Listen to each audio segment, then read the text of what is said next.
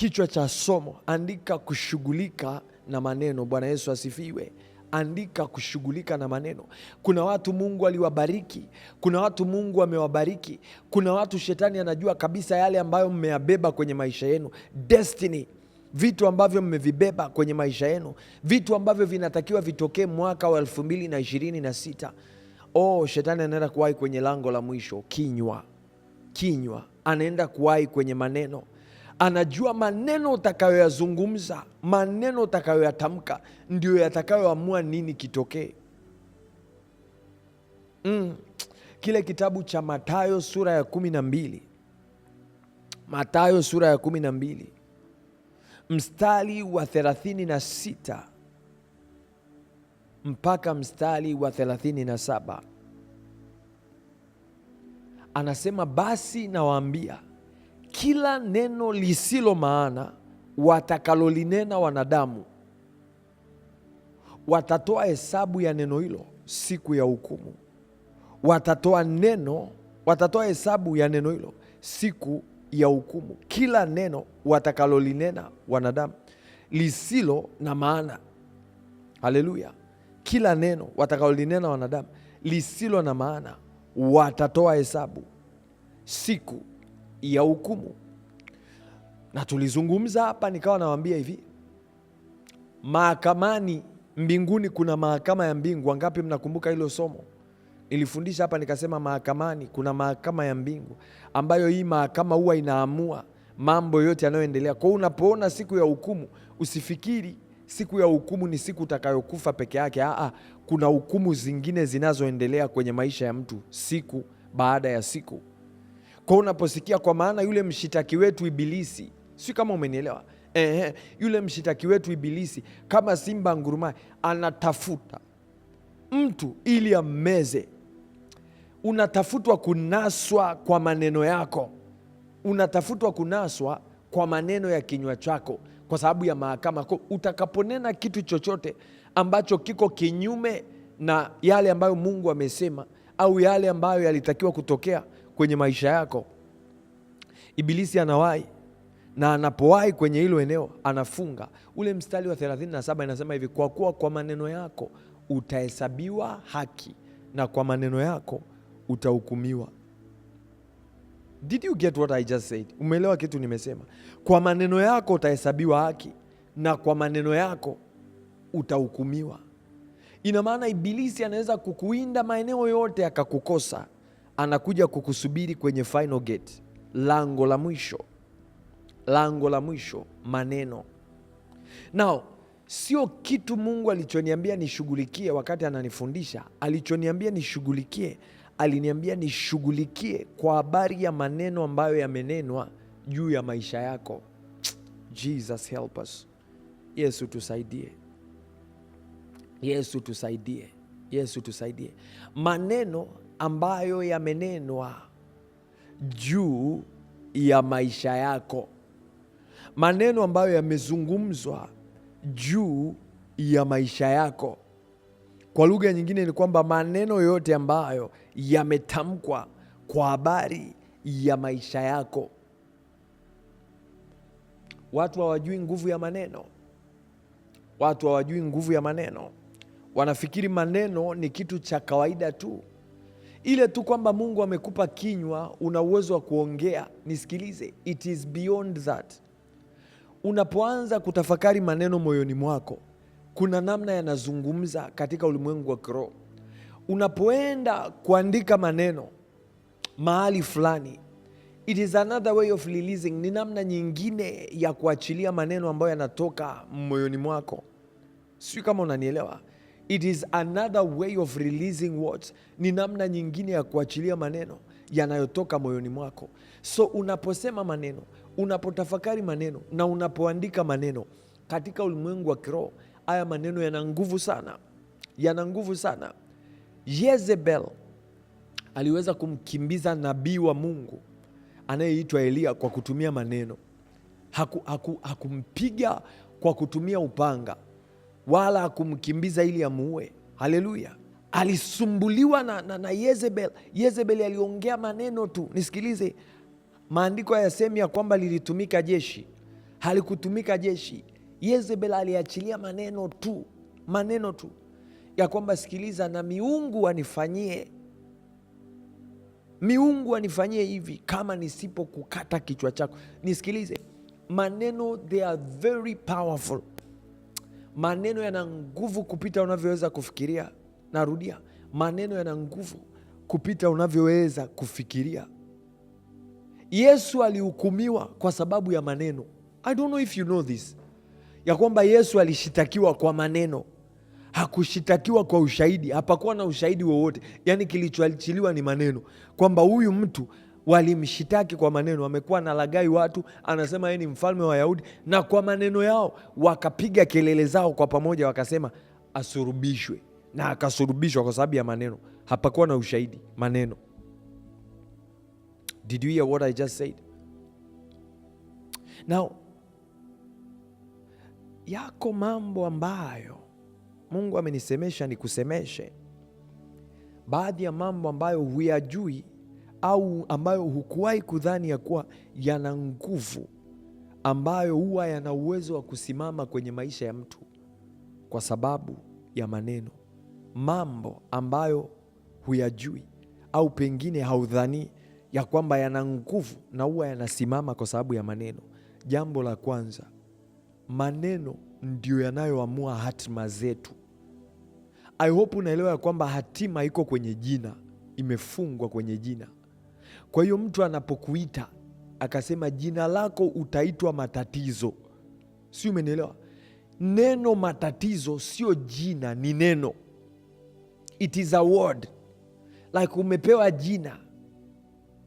Ukisikia, kwa sababu ndiye atakayetuokoa kutoka kwenye shida zetu zote. Nisikilize, kila mtu anapoitwa jina, haitwi jina hivi hivi. Anapewa destiny, anapewa hatima ya kwamba awe ni mtu wa namna gani. Kwa kama wazazi wako walikuita jina lako wakasema na uitwe good luck, walikuita kupitia maneno, hawakuita kwa ishara, walikuita kwa maneno. Maneno hayo ndio yanayoamua wewe uwe mtu wa namna gani. Jina lako linatokana na maneno. Namba 2, unapotaka kubarikiwa au kulaaniwa, hauwezi kubarikiwa au kulaaniwa pasipo maneno. Kwa hiyo watu wanaotaka kukubariki watakubariki kwa kutumia maneno. Did you hear what I just said? Watu wanaotaka kukubariki watakubariki kwa kutumia maneno. Watu wanaotaka kukulaani vivyo hivyo watakulaani kwa kupitia maneno. Kile kitabu cha Hesabu kianzia sura 21 ukaenda mpaka 25, hapo utakutana na mtu ambaye alipewa kazi ya kuwalaani Israel.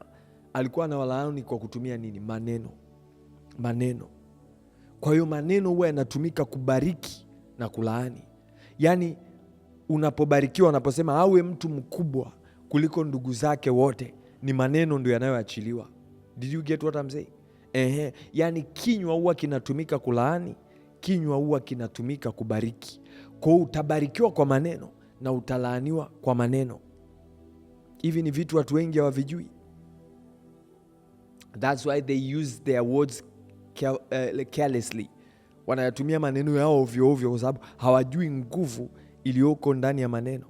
Kitu kingine, maneno ndio huwa yanaamua haki ya mtu. Maneno ndio huwa yanaamua haki ya mtu.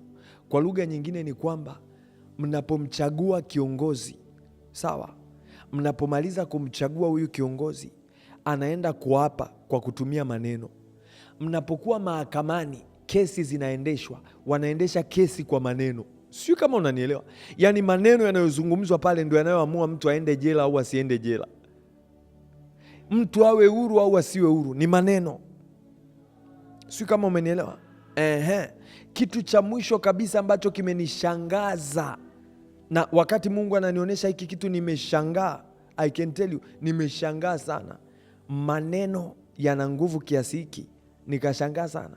Maneno yanamuudhunisha Roho Mtakatifu. Maneno yanamuudhunisha au kumfurahisha Roho Mtakatifu. So huyo Roho Mtakatifu uliye naye ndani yako anafurahi au anaudhunika kwa kadiri ya aina ya maneno unayoyasema. kile kitabu cha Waefeso sura ya 4. I hope unaelewa ya kwamba Mungu ni roho. Kwa unaposikia Roho Mtakatifu, ina maana unaongelea kwa habari ya Mungu mwenyewe. Yaani Mungu anahuzunika kwa sababu ya maneno na Mungu anafurahi kwa sababu ya maneno. Did you hear what I'm saying? Unapoinua kinywa chako kumpa Mungu sifa, anafurahia. Unatumia nini? Maneno. Waefeso sura ya 4 mstari wa 29 na wa 30. Sasa sikiliza, anasema hivi: neno lolote lililo ovu lisitoke vinywani mwenu, bali lililo jema la kumfaa mwenye kuhitaji, ili liwape neema wanaolisikia. Mstari wa 30 anamalizia, anasema hivi: wala msimuhuzunishe yule Roho Mtakatifu wa Mungu, ambaye kwa yeye mlitiwa muhuri hata siku ya ukombozi. Ina maana kwa lugha nyingine, ukiwa unasoma Biblia huwe unaangalia mstari wa juu, kwa sababu mstari wa juu ndio unaoelezea mstari wa chini una maana gani. Usisome tu kwa kutenga mistari, soma wa kwanza, wa pili, wa tatu, ili kujua mstari wa kwanza umemaanisha nini na wa tatu umetokea wapi. Amen. So anaposema neno lolote lililo ovu lisitoke vinywani mwenu, na anasema wala msimuhuzunishe yule Roho Mtakatifu, anachomaanisha ni kwamba Roho Mtakatifu huhuzunishwa kwa maneno tunayoyasema. Sijui kama umenielewa. Kwa hiyo Mungu akanisemesha, kabla hujaenda kufuta maneno ambayo hawa watu wamenenewa, hawa watu wametamkiwa au wamejitamkia wenyewe au wamesemewa, anza kwanza kuwaeleza kwa habari ya maneno ambayo wamenena wao wenyewe. Kwa nini? Kwa sababu mimi Mungu nawahesabia haki kwa maneno yao wenyewe. Waambie kwa habari ya maneno waliojitamkia wenyewe. Bwana Yesu tusaidie. Bwana Yesu tusaidie, turehemu na utufundishe. Yesu tuwezeshe. Let me show you something. Acha nikuoneshe kitu hapa. Oria mandaraba setekelianta. Kile kitabu cha Isaya. No. Okay. Pole. Kile kitabu cha Yeremia 18 mstari wa 18. Nasikia kitu unasema, hebu punga mkono kama bado nasikika, nisije kuwa mwenyewe hapa. Yes, Yeremia 18 mstari wa 18. Maandiko yanasema hivi: hapo ndipo aliposema, njoni na tufanye mashauri juu ya Yeremia, maana sheria haitampotea kuhani, wala shauri halitampotea mwenye hekima, wala neno halitampotea nabii. Anasema hivi, njoni na tumpige kwa ndimi zetu, wala tusiangalie maneno yake yoyote. Si kama umenielewa? Anasema njoni tumpige kwa ndimi zetu, kwa ndimi zetu. Now I want you to listen. Nataka usikilize kwa makini sana. Shetani, nimeshakwambia jinsi ambavyo maneno yana nguvu. Shetani anapotaka kuharibu maisha ya mtu, anaachilia maneno. Maneno yanaachiliwa. Kuna watu, there are words that were spoken over your life, na Mungu amesema tushughulike na hiki kitu leo, before you enter another year. Yani kabla hujaingia mwaka mwingine, kama kuna maneno yoyote ambayo umetamkiwa, yamalizwe, yaishe, yafutwe na yaondoke katika jina la Yesu Kristo. Pasiwepo na neno lolote lile ambalo litasimama kukupinga au kukuzuia unapoingia mwaka mwingine katika jina la Yesu Kristo. Kuna watu mlitamkiwa maneno mabaya. When you started your issues, mlipoanza familia zenu, mlipoanza ndoa, mlipoanza biashara, mlipoanza huduma, mlipozaliwa tu, kuna vitu ambavyo vimesimama for years, na haya maneno ni roho. Listen, hamjui ya kwamba maneno huwa yanasimama. Maneno huwa yanasimama, they do not go anywhere. Yani mtu anapotamka neno, kwa sababu maneno ni roho, haya maneno huwa yanabaki. Kwa nini maneno ni roho? Kwa sababu aliyetamka haya maneno ni mtu ambaye ni roho. Si kama unanielewa? Aliyetamka ni mtu ambaye ni roho. So whatever they speak, whatever they release, chochote kile ambacho mtu anakitamka, chochote kile ambacho mtu anakizungumza katika ulimwengu wa kiroho, na chenyewe kinafanyika kuwa roho. Haleluya, kinafanyika kuwa roho. Kwa kila mtu ambaye anatamka maneno haya, maneno hayaendagi mahali. This is why kuna maneno, kuna watu walikusema miaka mingi imepita mpaka leo unayakumbuka. Kuna watu walikutamkia maneno mabaya miaka mingi iliyopita mpaka leo unayakumbuka. Wao waliisha yasahau, lakini yale maneno yapo. Did you get what I'm saying? Unaelewa kitu nasema? Yale maneno yapo. Sasa kuna watu mlitamkiwa maneno mabaya sana, mengine walitamkiwa wazazi wenu, bado yapo, yanaishi, na mlikuwa mjui kwamba amezaa watoto. Ngoja tuone, kwani watoto wanaozaliwaga hiyo familia huwa wanaenda wapi? They don't go anywhere, hawaendagi kokote, tulishawaona, tunawajua. Wakati nyie mnafikiri mnapambana na maisha, mnashindana na maisha, kumbe wazazi wenu walishatamkiwa maneno mabaya ambayo yanapingana na nyie katika ulimwengu wa kiroho, ya kwamba wataenda wapi. They are not supposed to go anywhere. Siku uliposema mimi nimeokoka, kuna watu wakaja wakaachilia maneno, aokoke aende wapi wewe? Wokovu mchezo? Amnaga mtu anaweza kuokoka. Ujana huu we utafanya mchezo? Wewe unakuwa unafikiri ni kitu cha kawaida. Sio kitu cha kawaida. This has been released, programmed to make sure that you fail in your salvation. Ufeli kwenye wokovu wako.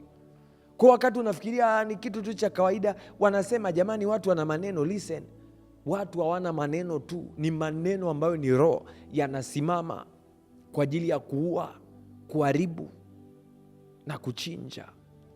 This is why kuna neno una uwezo wa kulisikia, amani yako ikatoweka. Kuna neno una uwezo wa kulisikia, furaha yako ikaondoka kabisa. Kuna neno una uwezo wa kulisikia, mipango yako yote ikavurugika. Yaani kuna mahali ulikuwa unapanga kwenda, kuna vitu ulikuwa unakusudia kuvifanya, unaahirisha kwa sababu ya aina ya maneno uliyoyasikia. Did you get what I'm saying? Kuna watu mwaka huu wamepoteza maisha yao kwa sababu ya maneno. Yaani kuna maneno yaliachiliwa, wakayadaka, wakayapokea, wakayaishi, maisha yakaondoka. They died. Kuna watu waliambiwa maneno mabaya, undugu ukafa, ukavunjika. Now, kuna siku nilikuwa nazungumza hapa, nikawambia Mungu ni Mungu wa haki. Sio kama umenielewa. Anaposhuka ili kuhukumu, anakagua. Did you hear what I just said? Anakagua ya kwamba sawa, watu walikunenea maneno, lakini hayo maneno yaliponenwa, wewe ulifanya nini baada ya hayo maneno kunenwa? Kuna watu maneno mabaya yaliponenwa, mliyapitisha kwa vinywa vyenu wenyewe. Jesus help us. Yesu tusaidie. Yesu tusaidie. Yesu tusaidie. Kwenye kile kitabu cha Isaya sura ya 8, Isaya sura ya 8 mstari wa 12. Isaya sura ya 8 mstari wa 12 na wa 13, maandiko yanasema hivi: msiseme ni fitina katika habari za mambo yote ambayo watu hawa watasema ni fitina. Anasema msiofu kwa hofu yao, wala msiogope. Bwana wa majeshi ndiye mtakayemtakasa, na awe yeye hofu yenu, na awe yeye utisho wenu. Kuna watu mliposikia maneno ya adui zenu, mliyanyanyua hayo maneno ya adui zenu, mkayapa utukufu, mkayatakasa, mkayapa nguvu wenyewe. Fulani amenisemea hivi, mwache tu aendelee kusema. Unasema kama nani? Kwa nini unaruhusu maneno ya adui wako yawe na nguvu? Maandiko yanasema msiseme fitina wanaposema fitina wao. Yaani watu wanapochonga, wanaposema maneno mabaya kwa habari ya maisha yako, unapoanza kuyarudia yale maneno, fulani kasema hivi. Listen, let me tell you, unaporudia yale maneno, hata kama ni kwenye masikio ya mtu mwingine, unayapa yale maneno muhuri, unayapitisha, unayaruhusu yale maneno yapate nguvu na yawe hai. Did you hear what I just said? Na kuna watu maneno tangu yamesemwa, tangu yametamkwa, hamkuwahi kuyafuta, badala yake mlikuwa mnayarudia rudia. huyu amerogwa na wewe unaenda bwana nimerogwa. Unafikiri unasema kuwakomesha watu au unasema kuwatania au kuwamock, but no sir, you are not mocking, you are repeating what people have spoken, na kwa sababu hiyo unayapa maneno kibali cha kupenya. Mtu anakuja anasema wewe ni malaya mbwa, na wewe unasema wamesema mimi ni malaya mbwa, ndivyo utakavyokuwa. Anakuja mtu anasema huyu ni mlevi wa kutupa, amekukatia tamaa, na wewe unanyanyuka unasema si wanasemaga mimi ni mlevi wa kutupa. Nisikilize, umeruhusu maneno ya fitina yawe hai kwenye maisha yako. Kabla Mungu hajaondoa hayo maneno, ametaka tujue habari ya hiki kitu, ili kusudi kwamba tunapoenda mbele zake leo hii kwa ajili ya kuyafuta hayo maneno, kwanza tuwe tumeshughulika na sisi wenyewe. Did you hear what I just said? Umeelewa kitu nimesema? Kabla tujaenda mbele za Mungu kudai kwa damu ya Yesu, ili Mungu afute maneno yote ambayo yamezungumzwa kwa habari ya maisha yetu, ili Mungu afute kila ubaya, kila fitina ya maneno iliyotamkwa, Mungu anaanza na sisi kwanza. Umejitamkia vitu gani kwenye maisha kwa mwaka huu? Vitu gani umejisemea? Mungu akanifundisha akasema, maneno huwa yanaondoa kibali. This one shook me. Maneno huwa yanaondoa kibali. Na sijajua kwa nini Mungu aliweka nguvu nyingi sana kwenye hilo eneo, lakini nimeshangaa Mungu alipoanza kunisemesha kwa habari ya kibali kinavyoweza kuondoka kwenye maisha ya mtu kwa sababu ya maneno. Listen, acha nikwambie kitu, wewe unayenisikiliza. Maneno yoyote mabaya unayoyatafakari kuhusu mtu fulani, yoyote mabaya unayoyatafakari kuhusu mtu fulani, maneno mabaya yoyote unayoyawaza kuhusu mtu fulani kwenye maisha ya kwako ya kila siku, unapomwazia mtu maneno mabaya, hata kama hujayasema, kibali cha huyu mtu kukusaidia au kusimama na wewe au kukuombea au kufanya chochote au kukusaidia kinaondolewa. Kwa nini? Kwa sababu Mungu ni Mungu anayeona sirini. Hawezi kuruhusu mtu unayemsema kwa mabaya akusaidie. Haruhusu. Yaani unaweza ukafanya ni kama fitina, unamsemaga kimya kimya moyoni, unamchukia, ukafikiri ya kwamba kwa sababu yeye ajui, Mungu pia ajui. Mungu atakiondoa tu. Mungu atainua ugomvi kati yenu, mtagombana na huo mlango utafunga. Kwa nini? Kwa sababu kibali kiliondolewa na wewe mwenyewe. Unapomwazia mtu maneno mabaya, Roho wa Mungu anayekaa ndani yako anahuzunika. Kwa nini unamwazia mwenzio hivi? Kwa nini unamfikiria mwenzio kwa maneno mabaya hivi? Kwa nini unamfikiria mwenzako kwa uovu kiasi hiki? Yawezekana hujayatamka. Kibali. Yaani sikiliza, kuna mtu alikuwa anataka kukupa hata hela, hakupi. Utalalamika sasa, utasema huwa ana roho mbaya ni nini na nini, lakini kibali ni Mungu mwenyewe amekifunga. Amekifunga kwa sababu gani? Kwa sababu ulimwazia huyu mtu maneno mabaya. Kuna mtu unamsema, pengine ni mtumishi wa Mungu, pengine ni ndugu yako, pengine ni mke wako, pengine ni mme wako, unamsema vibaya kwa wengine, unasema ili waga halina akili, huwa analiangalia tu. Kuna mtu unaandika maneno mabaya kumuhusu, unavisema hivi vitu kwa siri, ukiwa unafikiri mbingu hazijui. Mbingu zinajua, na kwa sababu mbingu zinajua, zinafunga kibali chako kwa habari ya hilo eneo. Mungu anafunga kibali chako, kibali kinaondoka. Kwa sababu gani? Maneno huwa yanaondoa kibali. Kuna watu mko eneo mlilopo kwa sababu mnawasema wengine. Yaani Mungu anapobariki wengine, nyie mnasema maneno mabaya. Kwa sababu unasema maneno mabaya, kibali cha kubarikiwa kama yule mtu alivyobarikiwa kinaondoka kwenye maisha yako. Mungu akubariki, unaendelea My God, I wish mngenielewa kitu nasema, watu wa Mungu. Kibali ambacho Mungu angekiachilia, maybe you are next in line, Mungu anakifunga. Ameniambia waambie watu wangu, kibali kinafungwa kwa maneno. Kuna mtu unampenda kinafiki, lakini maneno yako unapokuja kumtamkia, unamtamkia maneno mazuri mazuri ili ajisikie vizuri. Nisikilize, mbingu zinajua, Mungu hadhihakiwi. Apandacho mtu ndicho atakachovuna. Mungu anapima mioyo ya watu, anachunguza nafsi za watu. Mungu anafunga kibali. Kwa unaweza ukafika mahali ukashangaa umekwama, vitu haviendi. Namna gani unatumia kinywa chako? Unaweza ukawa unasema mimi sina bahati. Nisikilize, bahati unayo, ila maneno unayozungumza yameondoa kibali, yameondoa kibali. Kile kitabu cha Samueli wa pili 6 mstari wa 16, maandiko yanasema, ikawa sanduku la Bwana lilipoingia mji wa Daudi, Mikali binti Sauli akachungulia dirishani, akamwona mfalme Daudi akirukaruka na kucheza mbele za Bwana. Maandiko yanasema akamdharau moyoni mwake. Hajafanya chochote. Angalia maandiko yanaendelea. Samueli wa pili 6 mstari wa 20. Sasa ile tulisoma mstari wa 16, tunaenda sasa mstari wa 20.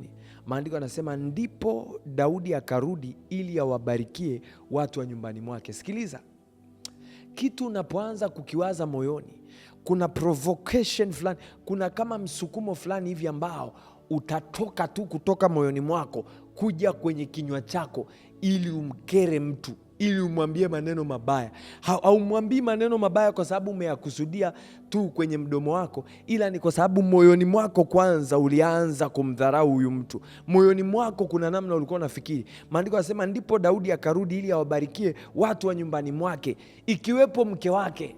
Alirudi ili ambariki hadi mke wake. Maandiko yanasema hivi, na Mikali binti Sauli ambaye alikuwa ni mke wake akatoka nje ili aende kumlaki. Sikiliza, naye akasema maneno, akawa provoked kusema kile ambacho alikuwa anakifikiria moyoni mwake. Maandiko yanasema naye akasema, mfalme wa Israeli alikuwa mtukufu leo namna gani? Kumbuka maandiko yanasema alimdharau moyoni mwake. Alikuwa mtukufu leo namna gani? Akijifunua mwili wake mbele ya vijakazi vya watumishi wake, mfano wa watu baradhuli mmojawapo ajifunuavyo mwili wake mbele ya watu, asipokuwa na haya. Kwa sababu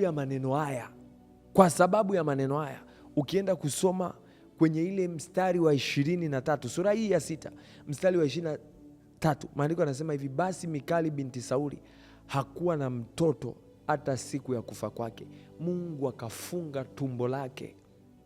Mungu akafunga tumbo la mke wa Daudi kwa sababu ya maneno ambayo aliyaongea. Mi sijui unaongea ukiwa wapi, sijui unazungumza ukiwa wapi, sijui wakati unazungumza unakuwa umefikiria nini, lakini maneno yanaweza kufunga kibali kwenye maisha yako kabisa. Unaweza ukafungiwa, ukawa na njaa ambayo hujawahi kuiona kwenye maisha yako, ukashangaa ghafla unapoteza wateja. Kwa sababu gani? Kuna maneno uliyasema juu ya watu wengine, juu ya mke wako, juu ya mume wako. Uliyasema haya maneno yanaenda moja kwa moja, yanafunga kibali kwenye maisha yako. Kibali ambacho Mungu alikuwa amekiachilia anakifunga. Kwa nini anakifunga? Anakifunga kwa sababu namna ambavyo unanena maneno yako unapaswa kuhukumiwa. Kwa anafunga kibali chako. Okay. Kile kitabu cha Wafalme wa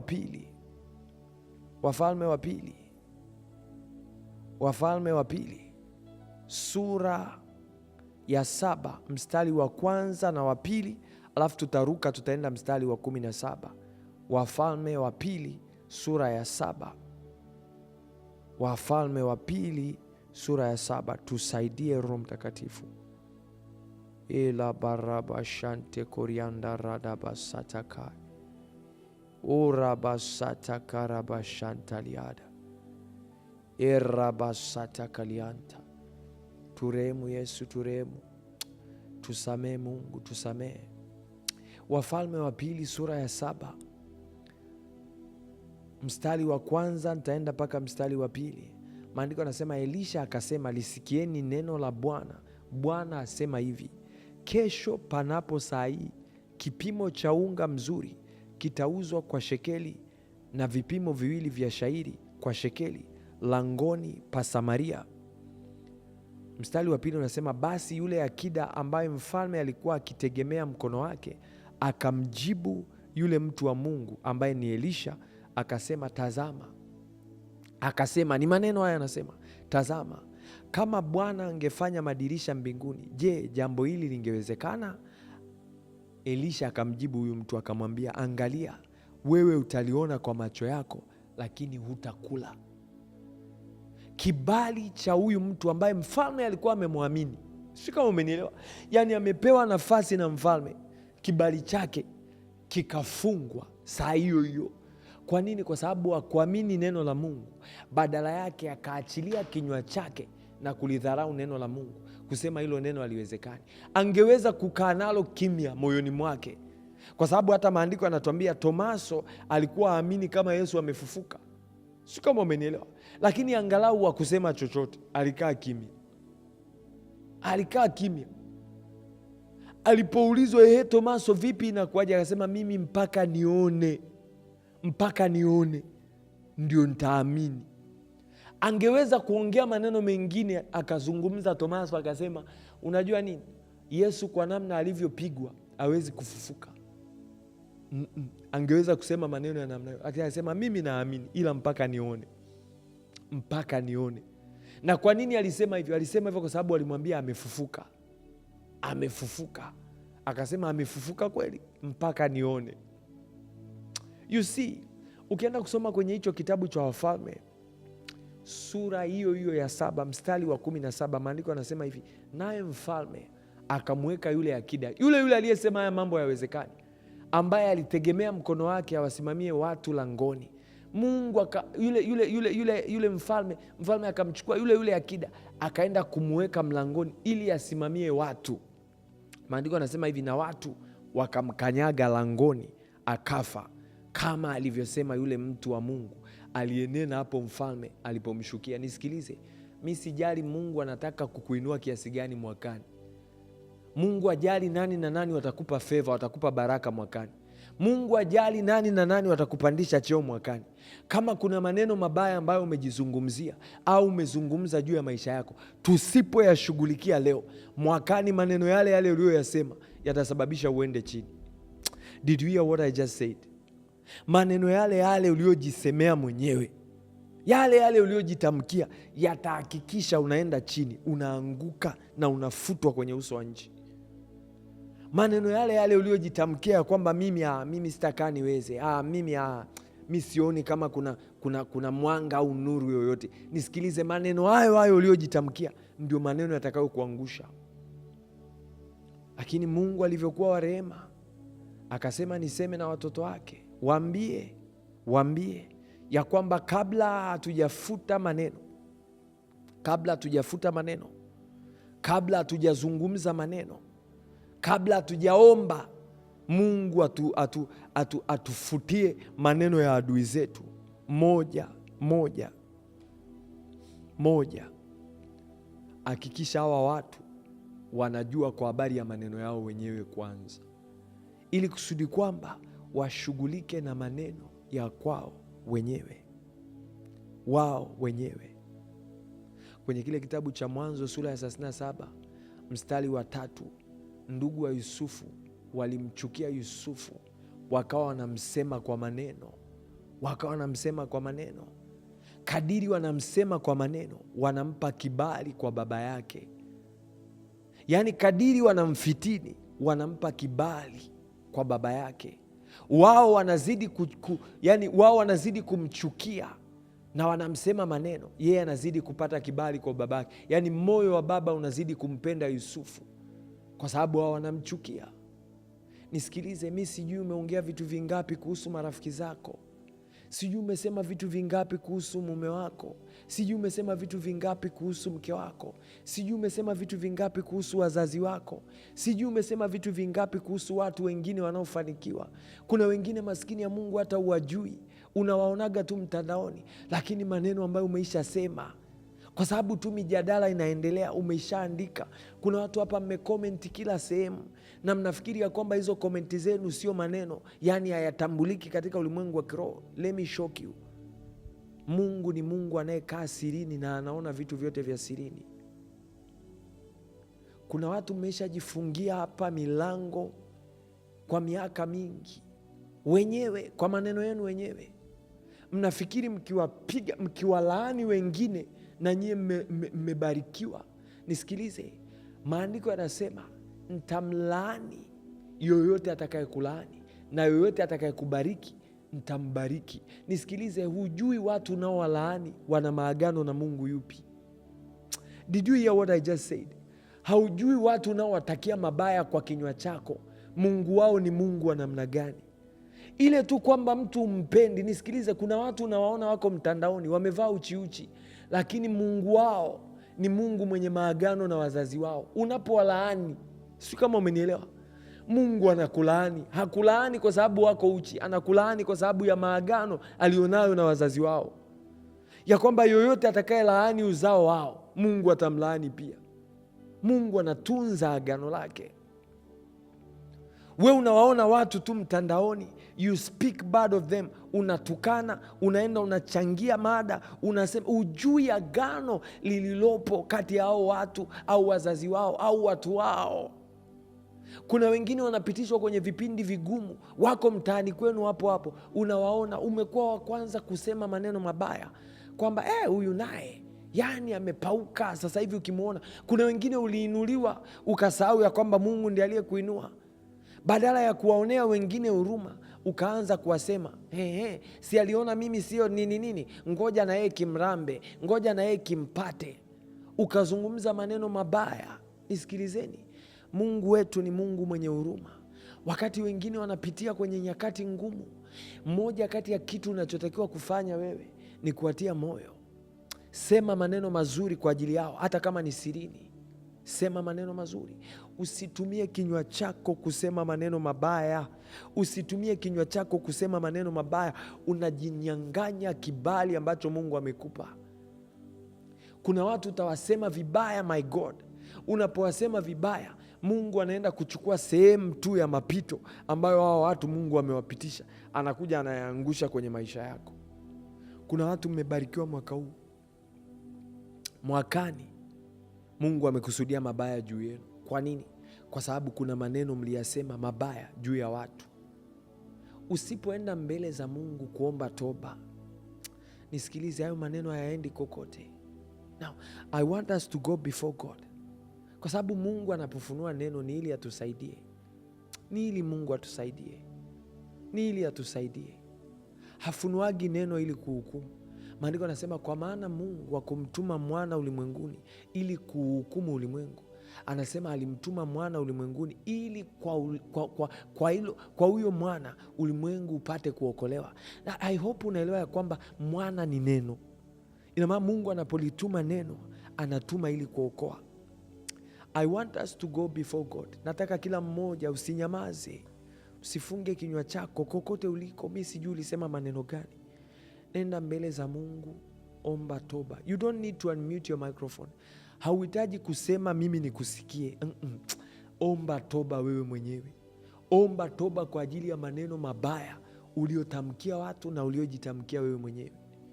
Maneno yote mabaya, Roho Mtakatifu yuko kazini, atakukumbusha. Utakuwa unasikia maneno yote uliotamkia watu. Mengine ulitamkia watumishi wa Mungu, mengine uliwazia ubaya watu, uliwawazia marafiki zako kwa ubaya. Maneno yote mabaya, omba toba. Bwana Yesu asifiwe. Omba toba. Nenda mbele za Mungu, omba toba kwa ajili ya maneno hayo, kwa sababu maneno hayo yana nguvu ya kufunga kibali. Yatasimama mbele yako kukupinga utakapoenda kuomba Mungu afute maneno ambayo maadui zako walikunenea. Twende mbele za Mungu. Baba, katika jina la Yesu Kristo, Mungu asante. Wewe ni Mungu wa rehema, uliyetuona siku ya leo ya tarehe 29 ya kwamba Mungu, kabla hatujavuka kwenda mwaka mwingine, tutengeneze na wewe ili upate kutubariki. Tunakushukuru. Asante kwa rehema zako zilizo nyingi. Mungu unayetujua, unayetuona kuanzia sirini, mahali pa vyumba vya siri, maeneo yalikojificha, tunakushukuru kwa sababu wewe ni Mungu tuonaye. Bwana Yesu, we come before you. Tunakuja mbele zako kuomba toba. Mungu, tunatubu kwa habari ya maneno yote tuliyoyanena, maneno yote tuliyoyanena mabaya ya kuchukiza, machukizo kwa ajili ya watumishi wako, kwa ajili yako. Wengine tulikutukana, wengine tulisema unatuchelewesha, wengine tulisema umetuacha, wengine tulinena maneno mabaya kwa familia zetu, wengine tulinena maneno mabaya Mungu kwa ajili yetu wenyewe. Mungu, tunaomba utusamehe, tunaomba uturehemu. Wewe ni Mungu naye rehemu, wewe ni Mungu uliye wa haki. Mungu, tunatubu juu ya maneno yote mabaya tuliyotamka juu ya watu wetu, juu ya wake zetu, juu ya waume zetu, juu ya watu wetu. Mungu, juu ya wale uliotupa watusaidie. Wengine walitupatia fedha, tukalalamika fedha hizo ni kidogo, zisingetutosha, tukalalamika Mungu, tukawanenea maneno mabaya, na kwa sababu hiyo kibali kikaondoka kwenye maisha yetu. Mungu, tunatubu, uturehemu, mfalme wa amani. Samehe Mungu, samehe uovu wetu, samehe makosa yetu. Mungu, tunatubia uovu wetu. Erabashanteli Yakoba, ikiwa kuna mtu unakumbuka jina lake na ulinena ubaya kwa ajili yake, omba toba, taja jina lake. Mungu, nisamehe, nilimsema fulani vibaya, ninaomba unisamehe kwa sababu nilinena maneno mabaya. Mungu, mtu huyo hakunisikia, lakini wewe ulinisikia. Mungu, nilitamka hivi na hivi, wewe Mungu unayesikia, Mungu uonaye sirini, umeona hata hayo. Ninakuja mbele zako, ninaomba Mungu, maneno hayo niliyoyanena ukayafute kwa damu ya Yesu.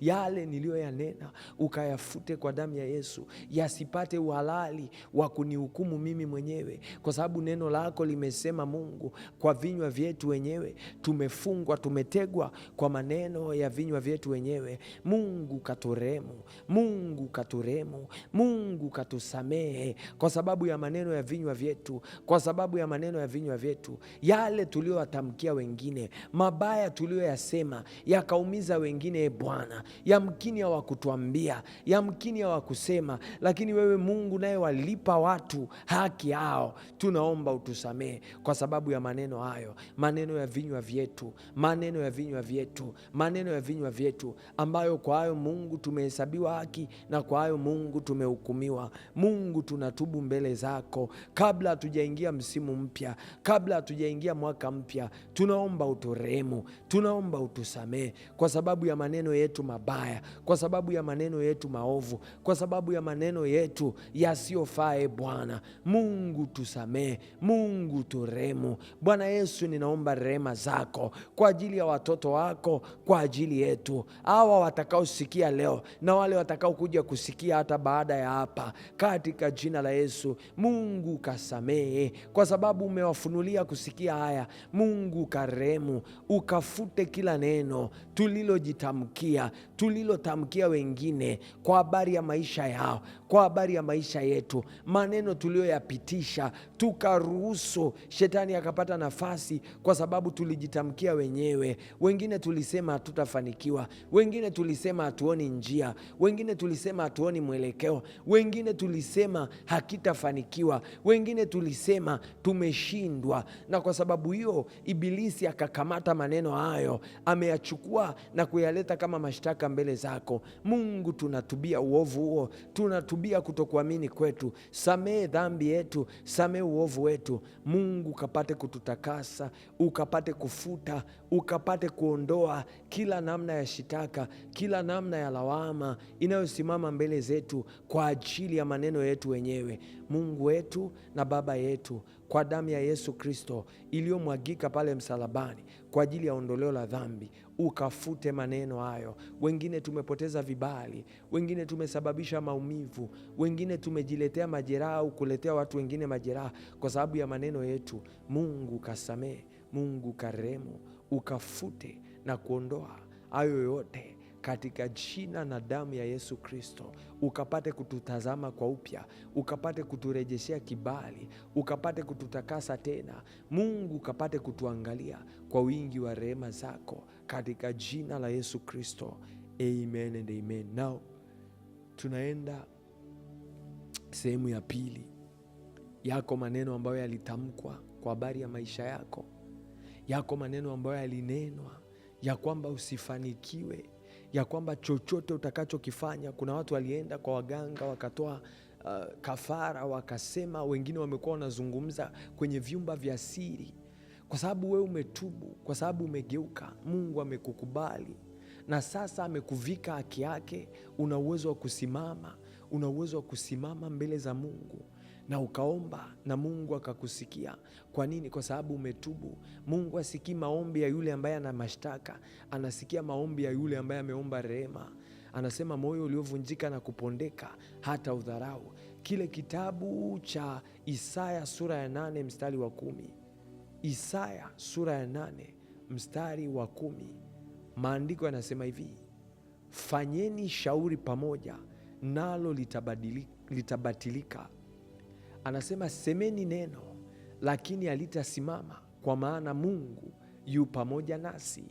Ile Isaya sura ya 8 mstari wa 12 na wa 13, maandiko yanasema Isaya sura ya 7.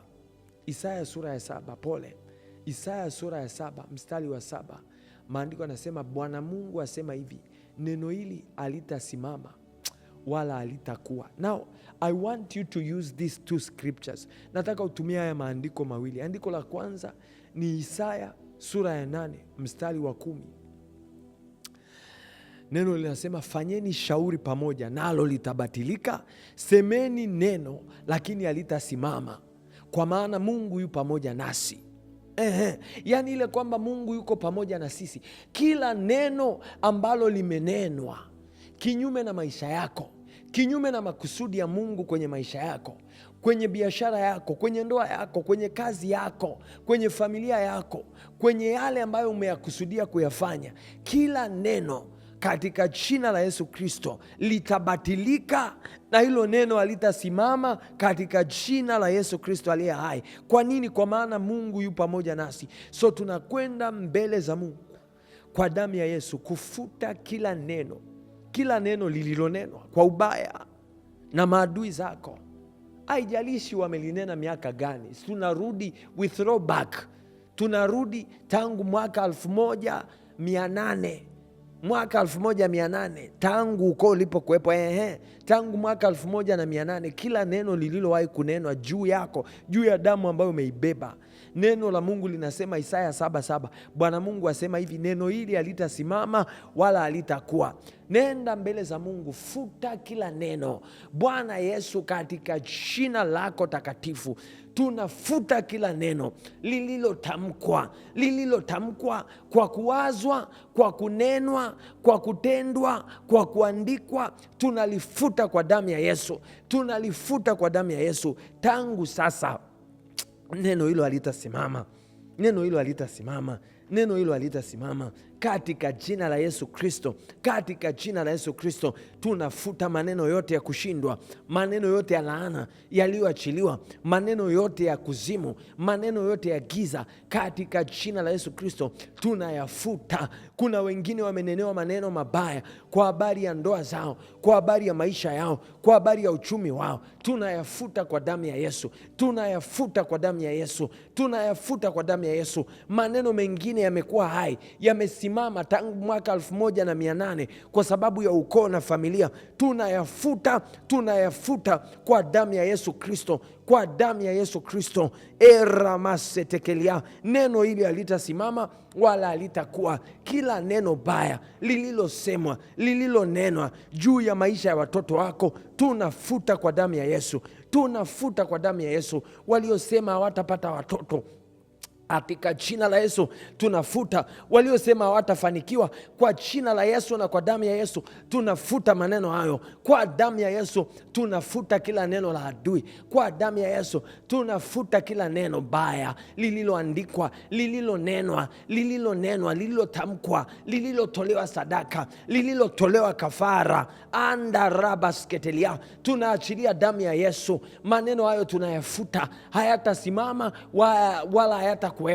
Tunayafuta katika uso wa nchi, katika mbingu. Tunayafuta sawasawa na neno lako ya kwamba lolote tutakaloliamua duniani ndivyo litakavyokuwa na mbinguni, na lolote lile tutakaloliamua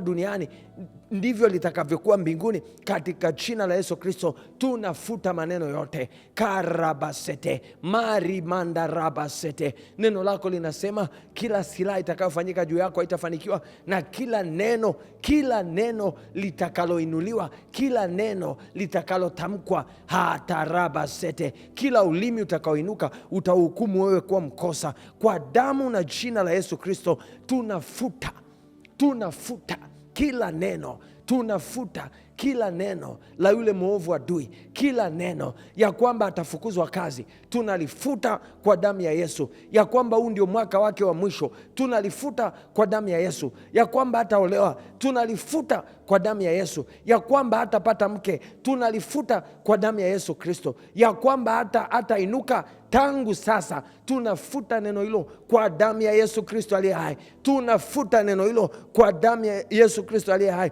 Tunalifuta neno hilo, tunaliondoa mahala pake. Halitasimama na halitakuwa, asema Bwana wa majeshi, halitasimama na halitakuwa, katika jina la Yesu Kristo. Kila neno lililokuwa, kila neno lililoumbwa, kila neno lililotamkwa, tunalifuta kwa damu ya Yesu Kristo. Kila adui alichojipatia, kila adui alichojichukulia kwa sababu ya maneno yaliyosemwa, kwa damu ya Yesu tunayafuta. Tunadai vibali vyetu kwa jina la Yesu Kristo. Mahali walipotunenea maneno mabaya, kwa damu ya Yesu tunayafuta, hayatasimama tena. Waliotutazama kwa macho tofauti, tunapoingia mwaka mwingine, kwa damu ya Yesu Kristo mtazamo utakuwa tofauti, kwa sababu maneno yale yaliyosemwa yamefutwa kwa damu ya Yesu. Maneno yote waliotamkiwa kwamba wao ni makahaba, tunafuta kwa damu ya Yesu. Waliosemwa kuwa ni wauni, tunafuta kwa damu ya Yesu. Waliosemwa ya kwamba hawafai,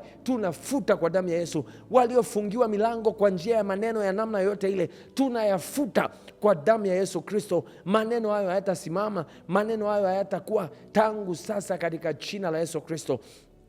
Tunaachilia damu ya Yesu, damu ya Yesu ikatangulie, ikatamke mwaka mpya, ikatamke msimu mpya, ikatamke majira mapya katika jina la Yesu Kristo. Damu ikazungumze kibali, damu ikazungumze kukubalika. Waliokataliwa wakatafutwe kwa damu ya Yesu Kristo. I declare and I decree in the mighty name of Jesus.